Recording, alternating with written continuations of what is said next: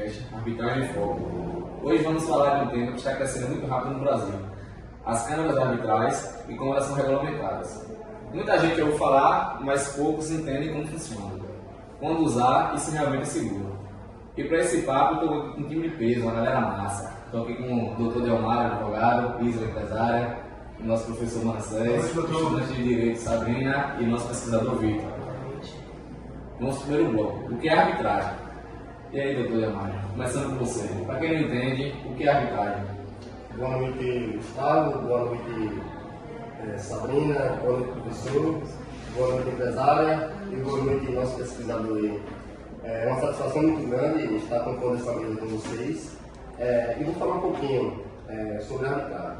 Entrar nesta conversa para tratar de um tema que define estratégia, preserva negócios e muda destinos: a arbitragem. Quando falamos em conflitos empresariais, não estamos falando apenas em divergências. Estamos falando de tempo, de risco e de patrimônio. É exatamente por isso que a arbitragem se tornou uma das ferramentas mais poderosas do direito moderno. E com você, professor, pode nos explicar por que se cresceu tanto? A arbitragem ela surge com a solução de um problema que são as grandes sobrecargas do nosso judiciário no Brasil. Então, entre tantas ações judiciais, entre tantos problemas em si, fica melhor e mais acessível para a empresa, para pessoas que buscam uma forma mais rápida de estar resolvendo um problema comum, pessoal ou até mesmo em grupo. Bom, agora vamos dar início ao nosso segundo bloco: como funcionam as câmaras arbitrais. Isla, você já passou por arbitragem e como foi a sua experiência numa câmara arbitral? Então, é tudo muito profissional e tudo muito bem organizado. Com prazos claros, audiências rápidas, e você sente que está falando com alguém que realmente entende do assunto. Perfeito. Então, Delmar, juridicamente, como as câmaras atuam? Pode dar um exemplo aí para a nossa galera? Sim, Gustavo.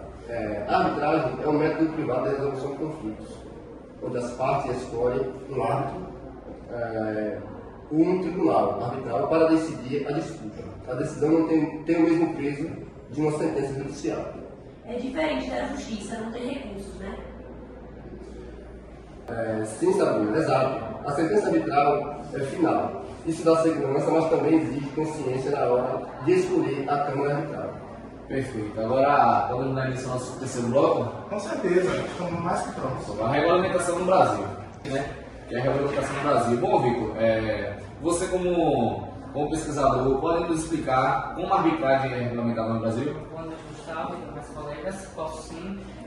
Hoje, a base principal é a lei de 9.307 de 1996. Ela veio a ser alterada pela lei de 13.129 de 2015, onde define quem pode arbitrar, como funcionam os procedimentos, os efeitos de uma sentença e quando a arbitragem pode ser usada para os... É bom entendermos que sim, a arbitragem ela traz essa rapidez, mas ela também segue à risca, segue ao pé da letra tudo que é implícito na lei. Ela segue seus princípios como isonomia e transparência, dando às partes autonomia para buscar seus árbitros em si, buscando também a transparência. Se o árbitro é ou não agente do caso específico ou se ele vem de um ramo específico, que não seja esse, ele não pode estar praticando dessa arbitragem. Isso mostra claramente o ramo da transparência, o princípio da transparência que vem na arbitragem, trazendo em si a letra de lei clara para um meio mais rápido e em benefício à coletividade, trazendo ao bem coletivo amplo.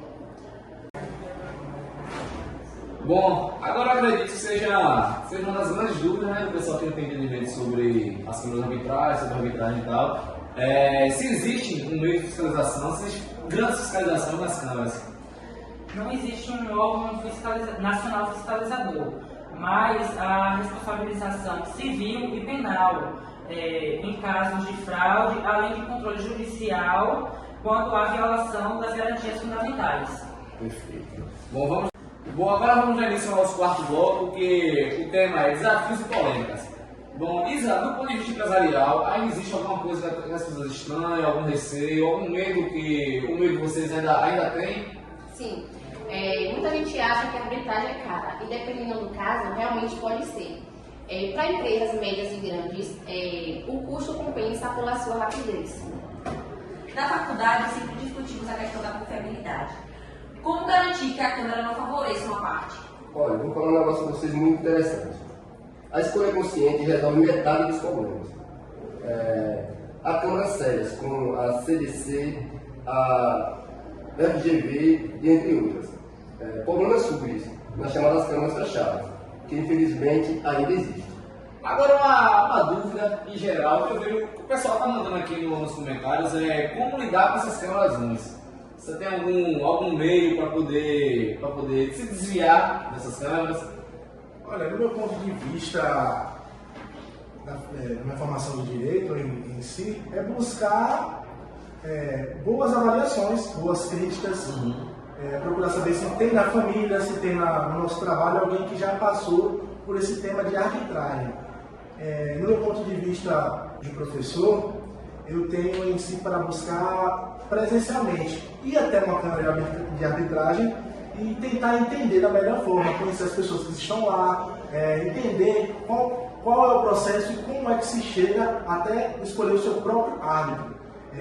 Na minha formação acadêmica, a gente fez um trabalho sobre arbitragem e tivemos uma confusão em si, porque um dos árbitros era amigo pessoal das partes e ele não tinha, vamos dizer, uma vocação para estar arbitrando em um caso específico.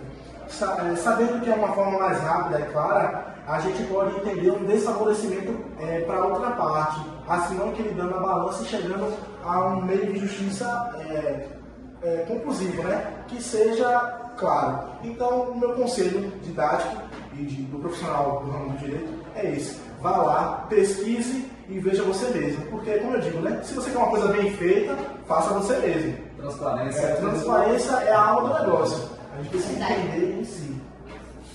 Vamos já iniciar agora o nosso quinto e último bloco, que é o futuro da arbitragem no Brasil. Estou vendo aqui uma boa interação da galera no chat, né? A galera está curtindo muito, está gostando da nossa roda de conversa, nosso podcast. E, Vitor, pensando no médio e longo prazo, muito mais para o longo, para onde nós vamos?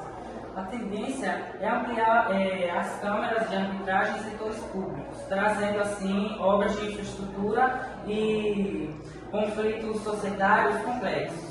A tecnologia veio para ajudar nas audiências arbitrais, tendo audiências online. Também se usa hoje em dia e também a longo prazo vai se melhorar o uso da IA para documentos digitais, organizar essas provas de documentos digitais, mas contudo a IA ela ainda não é muito confiável. Nossa, mas olhando o ponto de vista hoje, né, pensando mais para frente, você acha que a IA pode ajudar a organizar, ajudar a ter o melhor discernimento do assunto das câmaras arbitrais? É um tema muito compositivo, é um tema muito... A galera do chat aqui, o pessoal gosta. pessoal. A IA, a longo prazo, ela pode melhorar muito, mas ela não pode substituir isso aqui que a gente chama de cérebro. Ela pode ter... A IA é uma Wikipédia, né? Ela armazena as informações, mas ela não tem uma inteligência própria, assim como a gente tem, porque nós, como seres humanos, temos a capacidade de raciocinar e lembrar de coisas específicas que sequer a IA vai saber. É importante lembrar que a IA ela funciona com uma sequência de prompt. Ela pode pegar um tema específico de uma área como construção civil e pode esquecer o predeiro, em tese, porque a IA ela só busca o que a gente pede. Então, se a gente esquecer que... porque a IA ela só tem as informações, ela não tem o que a gente precisa. É como se a gente fizesse um trabalho de escola e pedisse apenas as respostas. Sim. E ela não complemente com o essencial, né? O que foi que a gente entendeu. E hoje a maioria dos alunos é o que mais usa, né? É importante saber isso, que no meio da arbitragem pode ser ficar num desbalanceio. Não favorecer uma das partes, mas desfavorecendo, porque pode ficar incompleto. Bom, agora quero agradecer a vocês por essa noite maravilhosa, um papo incrível, bacana, a galera interagiu bastante, gostou. E você que nos ouve, você que nos assiste, se for com curiosidade, pode pesquisar as principais câmaras arbitrais do país e pela lei 9.307 da 96. A arbitragem é muito sério, moderno e eficiente. Até o próximo episódio do podcast Precisava. Bom, agora vamos já iniciar o nosso quarto bloco, que é alguns desafios e polêmicas a enfrentar. Tá bom, gente. Bom, muita gente. Calma, pô, eu tenho que falar de começar. Pô, Joga você. não, vou introduzir. Agora vou. Filho do carro. A justiça não tem recursos, né? Não tem mais. Aí não existe. Não. É sim. sim. Aí agora não Não, existe. então só tem a falar. O bichinho ficou com Não, Já bota lá em cima.